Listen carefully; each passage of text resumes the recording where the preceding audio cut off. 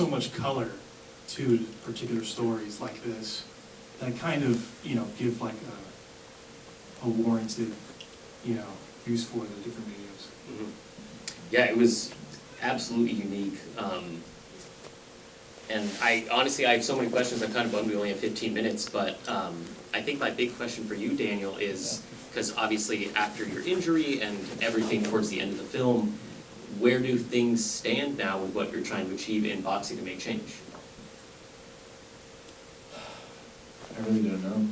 I haven't been, like, after that time that I made my first appearance in front of the Association of Boxing Commissions, I haven't talked to them since. I haven't really made too much noise, but I've been training more people. I've been taking more over the business of the Warzone Boxing Club.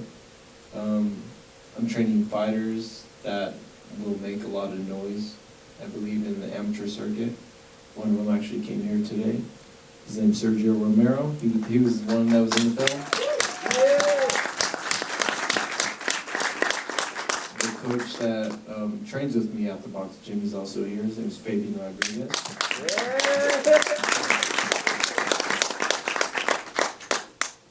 Even some people that I used to train back in the day that I haven't seen their face in a real long time. Same way names or anything like that. I still do want to make a very big impact on the sport. I want to be able to petition for longer rest times for people after a concussion or after getting knocked out in a fight, whether it be a technical knockout or really knocked out. They should obviously get the rest that they need. And CBD, I think that should be something that should be integrated into the protocol of boxers after getting concussions. I think it's very, very helpful, and the science is there to back it. It's just a matter of time until it actually happens. Yeah, and one thing I'd never even thought about was the idea that boxers don't have a union. There is no protection, which is terrifying. So I guess my question, both of you, since Sterling, you kind of did a deep dive into this too, just exploring into this world. Obviously boxing is inherently dangerous, right? You're hitting people in the face, but yeah, is it made worse by the infrastructure of the business of it? I think so. I think, if it wasn't for the business of boxing, I would have taken a lot longer time off, and I probably wouldn't be here today. I wouldn't be sitting in this chair telling my story about almost losing my life, because I probably would have been completely fine if I would have taken 6 months off of training and having my brain be able to heal to its full capacity once again.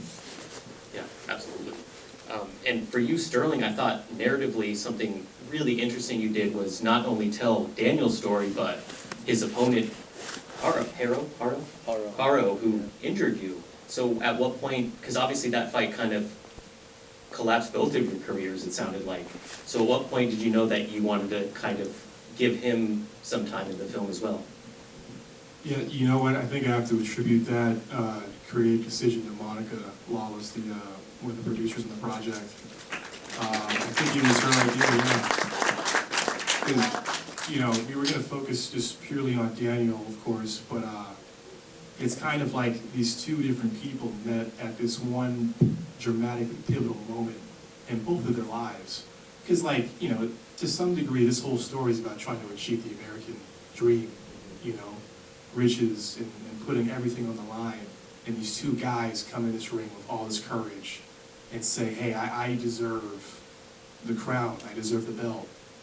And their lives went in these just dramatically different directions afterwards. We thought that was really important to show, just the aftermath of even that guy's life, because it didn't go the way you would think it would go, So we really valued that part of the story, and we're happy that it made it into the film. Yeah, I mean, it's ultimately pretty tragic, but incredibly moving. I guess, what's next for you guys? Are you trying to tell more stories in this world? What's next for you, Sterling? some of them know why I'm laughing. There's a couple things that are pretty exciting in the pipeline. You know, to even get the chance to make something that even gets played on the screen is a blessing. And we're super grateful to even do this, because this is like, I think art and filmmaking or painting or whatever is just an extension of a handshake between human beings saying, I understand you. So after this, we have a couple more feature-length documentary projects about prolific music artists, mega hit sensation groups from like the 2010s, and some other folks. So really excited about that. That's great. And since I saw your name up there as the editor, you did sound, you directed it, what was the biggest challenge for you? Obviously because you're so involved in the process.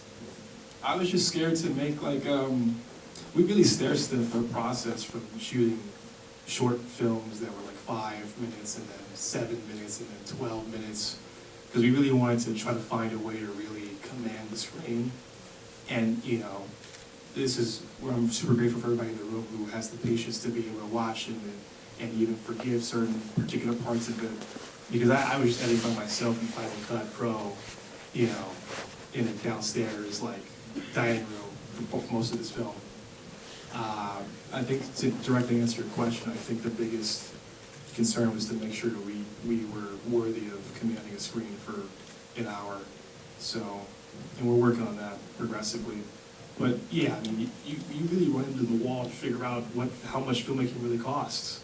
There was no backers for this. I spent my own money to do this. At a certain juncture, it was like, well, do you want to do the movie thing or not?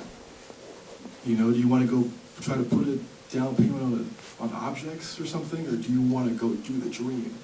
We wanted to do the dream, and we're just super grateful that Daniel wanted to take a chance on us, misfits. You know, I think we hadn't even gone to a bunch of film festivals yet. Maybe we went to a couple spots, went to the Snow a couple times, and a few other places in New York. But yeah, you know, we're just grateful to be here. So Yeah. Well, on that note, I'm very honored to announce that you won the Grand Jury Award for Best Documentary Feature. oh man.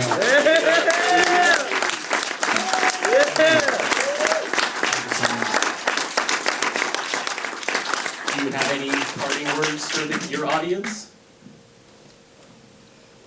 Never give up. Always keep trying your best as you can. There's always light at the end of the tunnel. God bless everyone. Anything for you, Shirley? If you have a dream and you have something you want to say, do everything you possibly can in your power to tell the story, or to do whatever it is, because we don't know what happens after this. And if you got time and you have this opportunity to be here, do something that's the most honest you can think of. Well said. One more time, guys. Twitch, the legend time for Daniel Twitch, Franco, Sterling, Hampton, and Daniel Franco. Actually, if you could indulge me.